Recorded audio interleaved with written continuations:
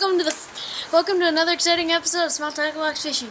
Today we're going to be talking about hooks and fishing weights. Let's get to it. So we'll talk about lead weights first. Well, weights in general. It doesn't have to be lead.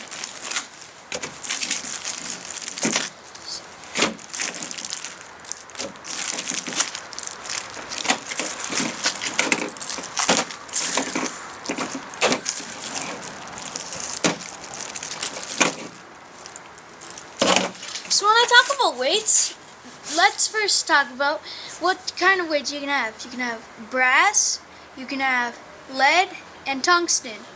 Lead's the cheapest, it's also toxic.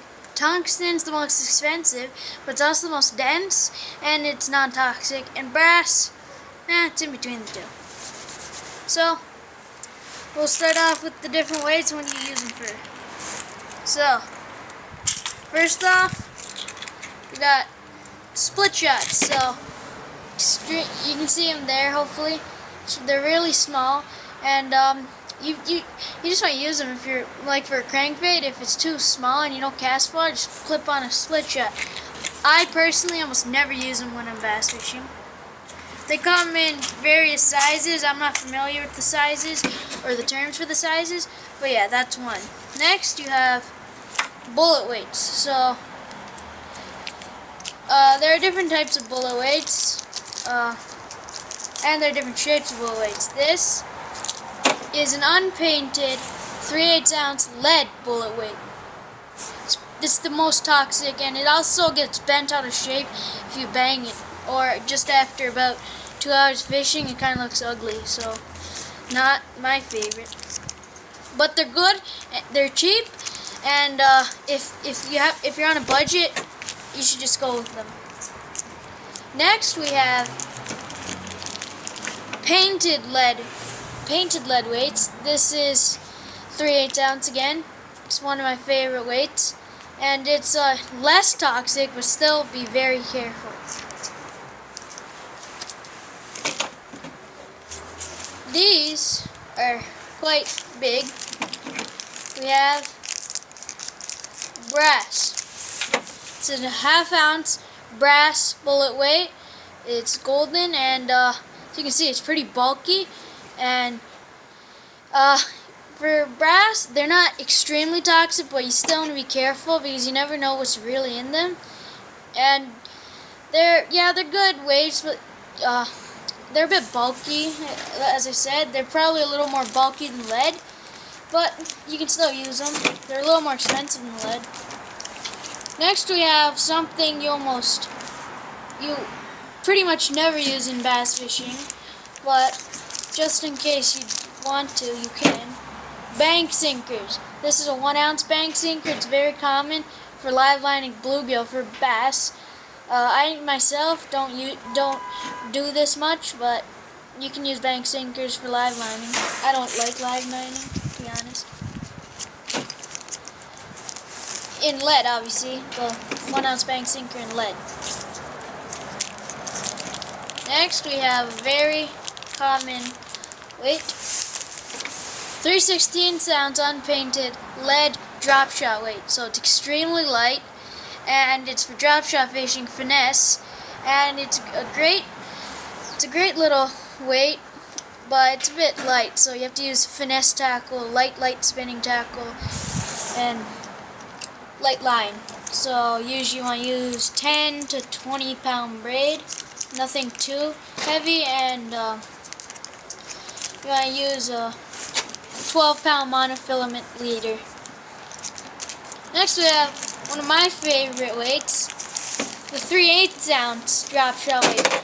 Now, I like this because if you're on a budget and you can't get every single action rod, 3/8 ounce drop shot weights are good for you.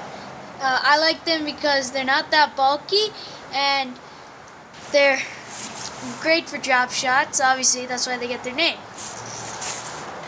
I prefer them much more over the 3/16 ounce, to be honest. Last but not least, we have the most dense of all the lead weights, tungsten. This is a 1.5 ounce tungsten flipping weight. Now I'll actually get out the brass half ounce weight so you can see the size difference. They're almost identical, and yet the tungsten is 3 times heavier. So this is for flipping and pitching. You want a very heavy, you want very strong rod. Heavy action 7.6 works well. 7.2 to 7.6 is the best. And yeah, tungsten lead weights or tungsten weights. Sorry, I always say lead because I always use lead.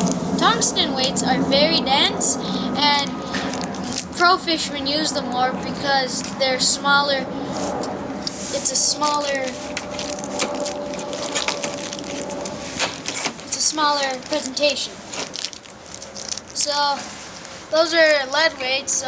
So I'll go over what you want to use them for. Unpainted lead weights I use for Texas rigging and Carolina rigging. That's what these are for. This is from 4 to 8 feet of water.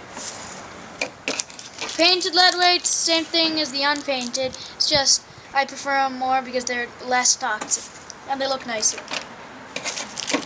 Half ounce brass weights I use for Texas rigging and Carolina rigging, and it's from 6 to 12 feet of water. Drop shot, 3/16 ounce unpainted drop shot weights. You want to use this finesse. You can use it in deep water. It's perfect for that. 4 to 12 feet of water, preferably. On light rod, very light rod. 3/8 ounce unpainted drop shot weight you want to use in the same depth of water, even a little deeper, up to about 14 feet. And medium action rod is perfect. 1 ounce bank sinker. I don't use it much, but if you're using this, you definitely want to go with a heavy flipping rod because you're also throwing the bluegill, so it's heavy. It's a very heavy setup, but you can use it. And last, we have the 1.5 ounce tungsten flipping weight. You want to use heavy rod, and you want to use 65-pound braid or 50. It works well, and you want to use a punching rig. So now that we've covered the weights, let's go on to the hooks. So there are many types of hooks in bass fishing. Some are big, some are small, some are wide, some are heavy. It's just a large category, so we'll get into it. So first one I want to talk about is worm hook, just a standard offset worm hook. So this is a 4/0. This is one you want to use for most of your fishing. And for Texas rigs, Carolina rigs, you could use it for drop shot rigs if you're drop shotting a huge bait, but I've never done that. And this is a good all-around hook, so you're going to use this for a lot of your fishing. Okay, now let's get into the bag of wonders. Okay, so here we have extra wide gap hooks. Let me pull them out. Sorry.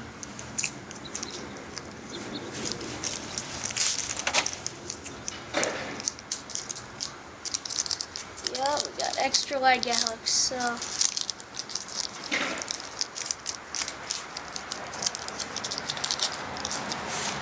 these are 1/0 extra wide gap hooks. I almost never use these, but they're very cheap, so that's their only advantage. But they're very flimsy and they bend extremely easily. So I wouldn't recommend it unless you're on a budget, and I still wouldn't recommend it that much.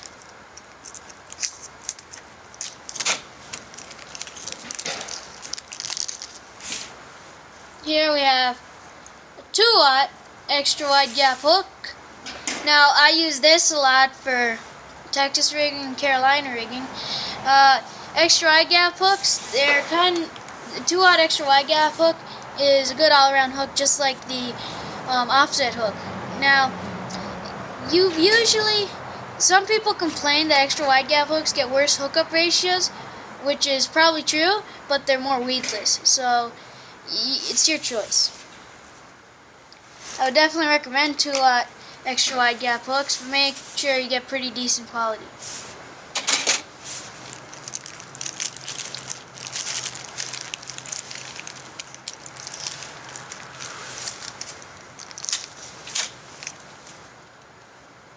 Next we have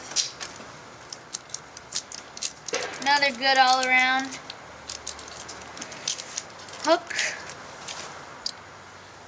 2-aught offset hook.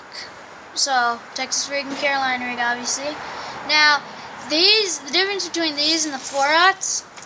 So this is a 2-aught. 4-aughts are a little bit bigger, a little bit bulkier too, but the 2-aught is cheaper.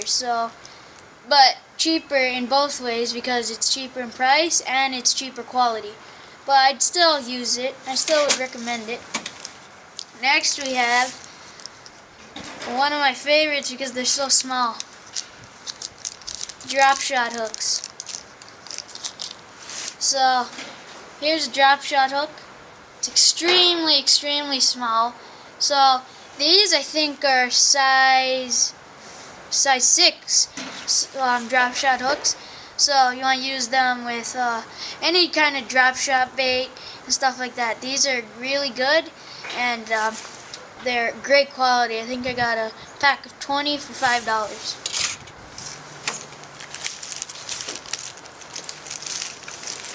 Okay, then we get into some serious stuff. Okay, so here we have